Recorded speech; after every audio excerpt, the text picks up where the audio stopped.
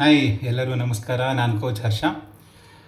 ಇವತ್ತು ನಾನು ಥಾಟ್ಸ್ ಬಗ್ಗೆ ಡಿಸ್ಕಸ್ ಮಾಡೋಣ ಅಂದ್ಕೊಂಡಿದ್ದೀನಿ. ಸೊ ನಾವು ಯಾವಾಗಲೂ ಹೇಳ್ತಾ ಇರ್ತೀವಿ ನಮ್ಮ ಥಾಟ್ಸಿಂದನೇ ನಮ್ಮ ರಿಯಾಲಿಟಿ ಕ್ರಿಯೇಟ್ ಆಗುತ್ತೆ ಅಂತ. ಕರೆಕ್ಟ್? ಸೊ ಹಾಗಾದರೆ ನಮ್ಮ ಥಾಟ್ಸ್ ಹೆಂಗೆ ಕ್ರಿಯೇಟ್ ಆಗುತ್ತೆ, ಥಾಟ್ಸ್ ಎಲ್ಲಿಂದ ಬರುತ್ತೆ, ಹೆಂಗೆ ಫಾರ್ಮೇಷನ್ ಆಗುತ್ತೆ, ಅದು ಏನಕ್ಕೆ ನಮ್ಮ ಕಂಟ್ರೋಲಲ್ಲಿ ಸಿಗ್ತಾ ಇಲ್ಲ. ಸೊ ಆ ವಿಷಯದ ಬಗ್ಗೆ ಇವತ್ತು ಒಂದು ಕಾನ್ಸೆಪ್ಟ್ ಡಿಸ್ಕಸ್ ಮಾಡೋಣ.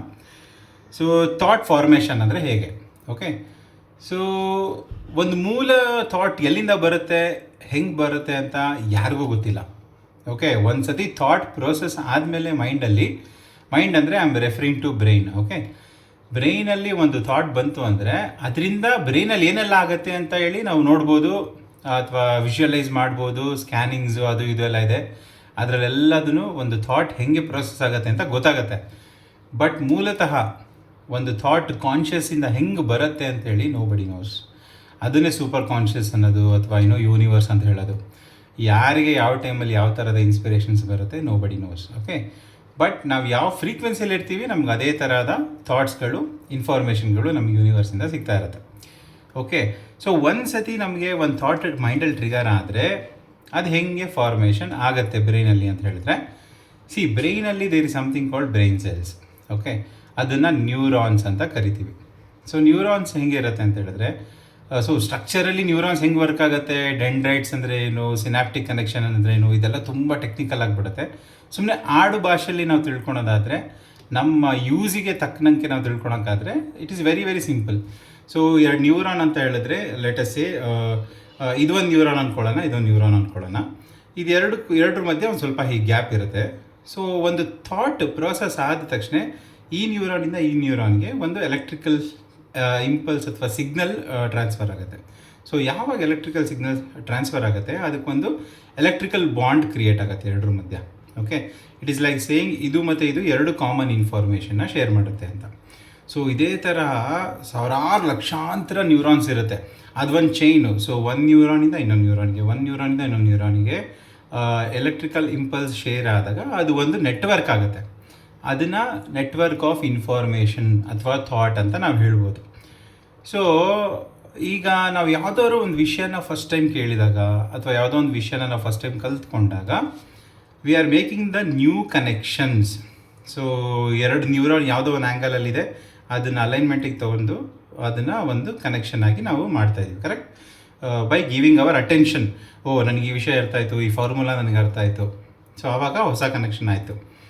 ಸೊ ಈ ಹೊಸ ಕನೆಕ್ಷನನ್ನು ನಾವು ಎಷ್ಟು ಸತಿ ರಿಪೀಟ್ ಮಾಡ್ತೀವಿ ಅಷ್ಟು ಸ್ಟ್ರಾಂಗ್ ಆಗ್ತಾ ಹೋಗುತ್ತೆ. ಈ ಪಲ್ಸ್, ಎನರ್ಜಿ ಪಲ್ಸ್ ಇದೆಯಲ್ಲ ಅದಷ್ಟು ಸ್ಟ್ರಾಂಗ್ ಆಗ್ತಾ ಹೋಗುತ್ತೆ. ಒಂದು ವೇಳೆ ನಾವು ಇವತ್ತೇನೋ ಕಲ್ತಿರ್ತೀವಿ ಹೊಸ ವಿಷಯ, ಒಂದು ವಾರ ಬಿಟ್ವಿ ಅಂತ ಹೇಳಿದ್ರೆ ಆಟೋಮೆಟಿಕ್ಕಾಗಿ ಇಟ್ ಲೂಸಸ್ ಇಟ್ಸ್ ಸ್ಟ್ರೆಂತ್. ಅಂದರೆ what ever fire together wire together ಅಂತ ಹೇಳ್ತಾರೆ. ಸೊ ಅದು ಕಂಟಿನ್ಯೂಸ್ ಆಗಿ ನಾವು ಅದ್ರ ಬಗ್ಗೆ ಯೋಚನೆ ಮಾಡಿಲ್ಲ ಅಂದರೆ again it will debond and it is free for new information.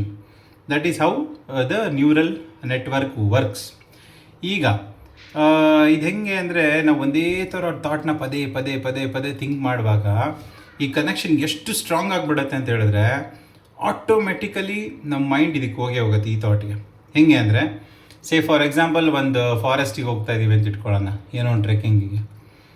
If it is a very famous trekking trail ಅಂದರೆ ತುಂಬ ಜನ ಹೋಗಿ ಬರ್ತಾ ಇದ್ದಾರೆ, ಫೇಮಸ್ ಟ್ರೆಕ್ ಅಂದರೆ ನೀವು ಹೋದರೆ ಗೊತ್ತಾಗ್ಬಿಡುತ್ತೆ, ಒಂದು ಕಾಲ್ದಾರಿ ಆಗಿಬಿಟ್ಟಿರುತ್ತೆ. ಜನ ನಡೆದು ದೋ ಅದು ಕಾಡಾಗಿದ್ರೂ ಬೆಟ್ಟ ಆಗಿದ್ರೂ ಕೂಡ ಪದೇ ಪದೇ ಜನ ಅದರಲ್ಲಿ ನಡೆಯೋದ್ರಿಂದ ಅದು ಒಂದು ಅದು ಕಾಲ್ದಾರಿ ಆಗಿಬಿಟ್ಟಿರುತ್ತೆ. ಸೊ ಎಂಥವ್ರು ಹೋದ್ರೂ ಹೊಸ ದಾರಿ ಯಾರೂ ಹುಡ್ಕೋಕ್ಕಾಗಲ್ಲ, ಅಲ್ಲೇನು ಕಾಲ್ದಾರಿ ಇದೆ ಅದರಲ್ಲೇ ನಡ್ಕೊಂಡು ಹೊರಟೋಗ್ತೀವಿ, ಕರೆಕ್ಟಾ. ಅದೇ ಥರ ಒಂದೇ ಒಂದು ವಿಷಯ ನಾವು ಪದೇ ಪದೇ ಪದೇ ಯೋಚನೆ ಮಾಡುವಾಗ ನಾವು ನೆಟ್ವರ್ಕ್ ಏನಿದೆಯಲ್ಲ, ಇದು ನ್ಯೂರಲ್ ನೆಟ್ವರ್ಕ್ಸ್ ಇದೆಯಲ್ಲ, ಅದು ತುಂಬ ಸ್ಟ್ರಾಂಗ್ ಆಗುತ್ತೆ. ಅಂದರೆ ಕಾಲ್ದಾರಿ ಥರ ಆಗಿಬಿಟ್ಟಿರುತ್ತೆ ಬ್ರೈನ್ ಒಳಗಡೆ. You can see it in the scans, it is so strong. ಆ ಪ್ಯಾಟರ್ನ್ಸ್ ಕ್ಲಿಯರಾಗಿ ಕಾಣುತ್ತೆ ಅದು ಹೆಂಗೆ ಬಾಂಡ್ ಆಗಿದೆ ಅಂತ ಹೇಳಿ. ಸೊ ನಾವೇನೋ ಒಂದು ಯೋಚನೆ ಮಾಡ್ತಾ ಇರ್ತೀವಿ ಹೊಸದು, the moment that thought comes near this network, ಅಂದರೆ ಈ ದಾರಿ ಇದೆಯಲ್ಲ, ಈ ದಾರಿ ಹತ್ತಿರ ಬರ್ತಾ ಇದ್ದಂಗೆ ಆಟೋಮೆಟಿಕಲಿ ನಾವು ಇದನ್ನೇ ಯೋಚನೆ ಮಾಡೋಕ್ಕೆ ಸ್ಟಾರ್ಟ್ ಮಾಡ್ತೀವಿ. Because this is so strong, this network is so strong. So ನಾವು ಒಂದೇ ಥರ ನೆಟ್ವರ್ಕಲ್ಲಿ ನಮ್ಮ ಥಾಟ್ಸ್ನ ರನ್ ಮಾಡಬೇಕಾದ್ರೆ we feel the same way. So ನಾನು ಹೇಳಿದ ಹಾಗೆ ಪ್ರತಿ ಒಂದು ಬ್ರೈನಲ್ಲಿ ಹುಟ್ಟುವಂಥ ಥಾಟಿಗೆ there is a corresponding chemical reaction that happens in the body. So ಆ ಬಾಡಿಯಲ್ಲಿ ಕೆಮಿಕಲ್ ರಿಯಾಕ್ಷನ್ ಆಗುವಾಗ ಒಂದು ಕೆಮಿಸ್ಟ್ರಿ ಕ್ರಿಯೇಟ್ ಮಾಡ್ತೀವಿ, ಅದು ನಮ್ಮ ಫೀಲಿಂಗ್ ಮೂಲಕ ನಾವು ಅದನ್ನು ಎಕ್ಸ್ಪೀರಿಯೆನ್ಸ್ ಮಾಡ್ತೀವಿ ಬಾಡಿಯಲ್ಲಿ. ಸೊ ನಮ್ಮ ಫೀಲಿಂಗ್ ಹೆಂಗಿರುತ್ತೆ ಅದ್ರ ಥರ ನಮ್ಮ ಆ್ಯಕ್ಷನ್ಸ್ ಇರುತ್ತೆ, ನಮ್ಮ ಡಿಸಿಷನ್ ಇರುತ್ತೆ, ನಮ್ಮ ರಿಯಾಲಿಟಿ, ನಮ್ಮ personal reality will create. So it is very important to take care of that feeling. But ನಮ್ಮ ಥಾಟೇ ನಮ್ಮ ಕಂಟ್ರೋಲಲ್ಲಿ ಸಿಗ್ತಿಲ್ಲ, ಏನೋ ಹೊಸದು ಯೋಚನೆ ಮಾಡೋಕ್ಕೆ ಹೋಗ್ತಾ ಇದ್ದೀವಿ because of the strong neural network. ಆ ಥಾಟ್ ಇದ್ರ ಹತ್ರ ಬರ್ತಾ ಇದ್ದಂಗೆ ಹಳೆಯ ಥಾಟ್ಗಳನ್ನೇ ಪ್ರೊಸೆಸ್ ಮಾಡ್ತಾ ಇದ್ದೀವಿ.